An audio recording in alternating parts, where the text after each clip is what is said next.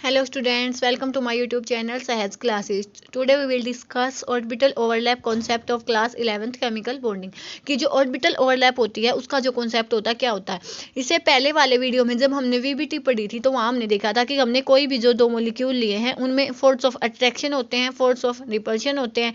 जब force of attraction होगा वो फोर्स ऑफ रिपल्शन को ओवरकम कर लेगा तो उस केस में क्या होगा, मोलिक्यूल बन जाता है। यही हमने पढ़ा था। तो क्या होगा कि जब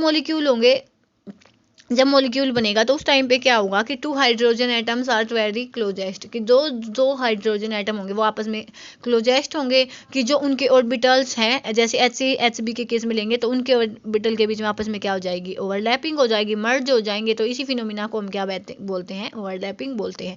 कि जब भी कोई एटम से मॉलिक्यूल बनेगा तो वो आप एटम्स होंगे वो क्लोजेस्ट होंगे, क्लोजेस्ट होने की वजह से उनके ऑर्बिटल में ओवरलैपिंग हो जाएगी, जिसको हम क्या बोलते हैं, ओवरलैपिंग बोलते हैं। कि उनके जो ऑर्बिटल्स हैं वो मर्ज हो जाएंगे, आपस में मिल जाएंगे। कि जितनी ज़्यादा ओवरलैपिंग अच्छे से होगी उतना ही ज़्यादा बॉन्ड अच्छे से बनेगा। जैसे एक तो ये कंडीशन है कि इतनी सी ओवरलैपिंग हुई है, एक ये कंडीशन है कि ओवरलैपिंग इतनी अच्छी खासी हुई है, तो जो ये वाला बॉन्ड होगा वो ज़्यादा स्ट्रॉन्ग होगा बजाएगी इसके।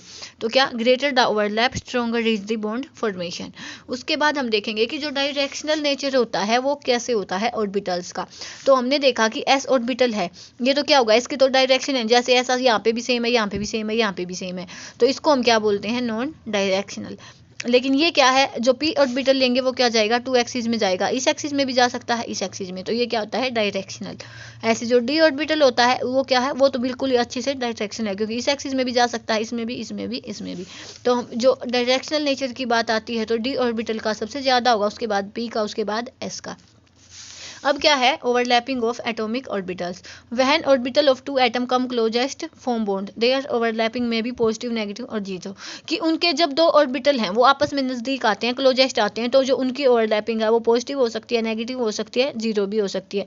जब ऑर्बिटल आपस में कंबाइन होंगे, उनके साइन सेम हो जाएंगे, तो उस टाइम पे हम क्या बोलेंगे कि जो ओवरलैपिंग हुई है वो क्या हुई है, पॉजिटिव हुई है।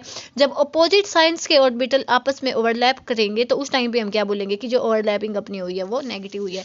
कैसे, यहाँ पे हम देखेंगे कि मान लिया PZ का हम कोई भी वो ले लें, ऑर्बिटल ले लें, माइनस प्लस, और जो इसके साथ ओवरलैपिंग हो PZ की, वहाँ पे भी यहाँ पे प्लस साइन हो, तो इस केस में हम क्या बोलेंगे, पॉजिटिव ओवरलैपिंग। ऐसे ही यहाँ पे जब हम ये ले लें कि यहाँ पे पॉजिटिव साइन है, लेकिन जब ये बॉन्डिंग दिखा दें और ये नेगेटिव साइन आए, कि उस केस पे हम क्या बोलेंगे कि जो अपनी ओवरलैपिंग हुई है वो नेगेटिव हुई है, आउट ऑफ फेज हुई है। इसको हम क्या बोलते हैं, इन फेज। एक पे पॉजिटिव होता है, एक पे नेगेटिव होता है, तो पॉजिटिव पॉजिटिव वाले जब आपस में कंबाइन होंगे तो उसको हम बोलेंगे पॉजिटिव। या यहाँ पे सेम यहाँ भी ले सकते हैं कि यहाँ पे दोनों ही नेगेटिव हो, नेगेटिव नेगेटिव होगा तो भी क्या होगा, पॉजिटिव होगा। और जब अपोजिट साइंस वाले होंगे तो उस टाइम पे क्या बोलेंगे, आउट ऑफ फेज ओवरलैपिंग।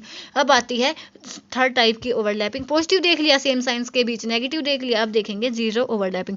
कि जब मान लिया एक p ऑर्बिटल है, एक इसके नज़दीक पे हम s ऑर्बिटल ले आए, तो उस टाइम पे क्या होगा कि ओवरलैपिंग तो पॉसिबल ही नहीं है, तो इसको हम क्या बोलते हैं, जीरो ओवरलैप। क्योंकि जो p के लोब्स हैं वो तो इसके s के साथ मैच ही नहीं होंगे। ऐसे ही केस में p s की ओवरलैपिंग भी हो सकती है, जैसे हमने ये दिखा दिया, तो उस टाइम पे क्या होगा कि ये ओवरलैपिंग अपनी हुई है, यहाँ पे पॉजिटिव तो यहाँ पे पॉजिटिव, तो ये क्या हो जाएगी, पॉजिटिव ओवरलैप।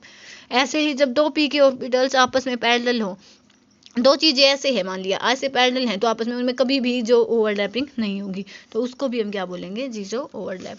तो यहाँ से हम इसके एग्जांपल्स देखें तो क्या बोलेंगे कि पॉजिटिव ओवरलैप तो किसको बोलेंगे, या इन फेज ओवरलैप, जब भी जो साइंस होंगे ओवरलैपिंग ऑर्बिटल्स के वो सेम हो।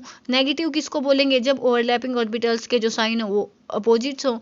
ऐसे क्या होगा, ये देख लिया हमने कि पॉजिटिव पॉजिटिव आपस में ओवरलैप हुए हैं, ऐसे पॉजिटिव पॉजिटिव, ऐसे नेगेटिव नेगेटिव आपस में ओवरलैप हुए। सेम साइंस है तो मतलब सेम साइन है तो पॉजिटिव, और अपोजिट साइंस है तो मतलब नेगेटिव ओवरलैपिंग होगी।